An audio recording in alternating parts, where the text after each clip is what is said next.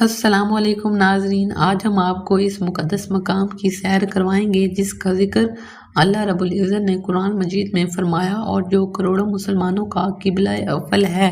مسجد اقصیٰ یہ صرف ایک عمارت کا نام ہی نہیں بلکہ یہ تاریخ کا وہ عظیم باب ہے جس کے ذرے ذرے میں انبیاء کرام علیہ السلام کی یادیں بسی ہوئی ہیں۔ اکثر لوگ جب مسجد اقصیٰ کا نام سنتے ہیں تو ان کے ذہن میں صرف اور صرف وہی سنہری گنبد والی عمارت آتی ہے، لیکن حقیقت یہ ہے کہ یہ ایک پورا 144 کنال کا احاطہ ہے جسے مسجد اقصیٰ کہا جاتا ہے۔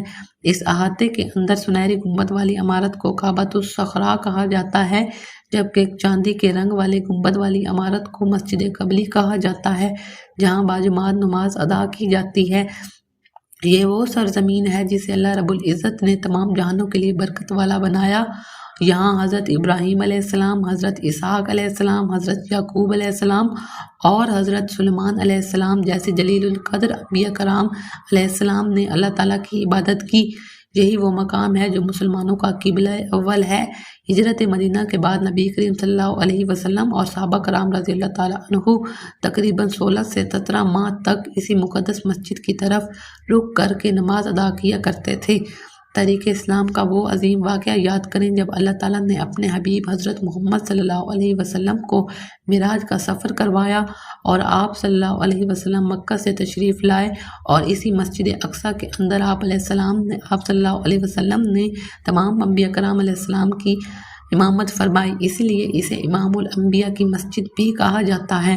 احادیث مبارکہ میں آتا ہے کہ دنیا میں صرف 3 مسجدیں ایسی ہیں جن کی زیارت کے لیے خاص طور پر سفر کر کے جانا چاہیے: مسجد حرام، مسجد نبوی اور مسجد اقصیٰ۔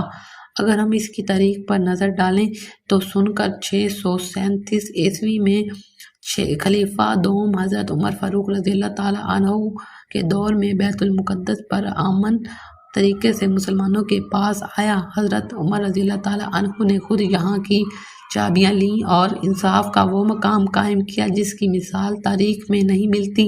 پھر ایک وقت وہ بھی آیا جب صلیبیوں نے اس پر قبضہ کر لیا، لیکن پھر تاریخ نے سلطان صلاح الدین ایوبی جیسا مرد مجاہد دیکھا جس نے اپنی شجاعت اور ایمان کی طاقت سے بیت المقدس کو دوبارہ آزاد کروایا اور یہاں ایک بار پھر اذان محمدی کی گونج سنائی دی۔ آج مسجد اقصیٰ ایک مشکل دور سے گزر رہی ہے، لیکن اس کی روحانی اور تاریخی اہمیت ہر مسلمان کے دل میں آج بھی وہی ہے۔ یہ وہی مقام ہے جہاں سے ہمارا ایمان جڑا ہوا ہے۔ دعا ہے کہ اللہ تبارک و تعالیٰ اس مقدس مقام کی حفاظت فرمائے۔